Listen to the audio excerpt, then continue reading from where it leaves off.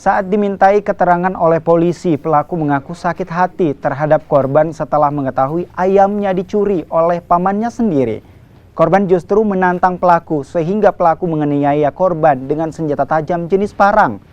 Akibat kejadian ini, korban harus dibawa ke rumah sakit karena mengalami luka di bagian tangan dan kepala akibat terkena senjata tajam.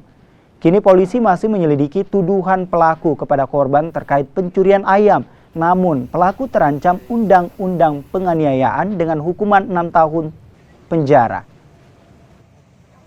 4 jam 5 dia bawa jagung satu, dia bilang mau kasih ayam. Jadi saya bilang siapa ayam?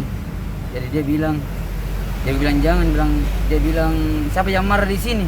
Dan tidak ada yang marah. Oh, jadi karena tersinggung dengan perkataannya. Ya gitu.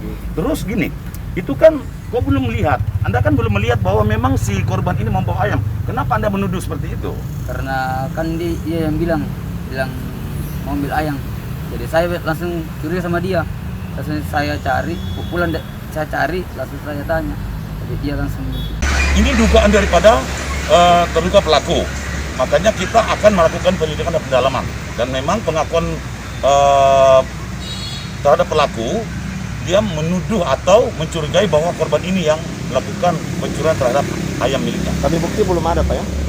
Untuk bukti kita belum bisa dapatkan, dan sementara kita masih melakukan pendalaman.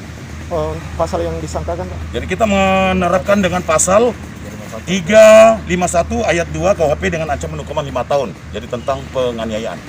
Kalau korban sendiri?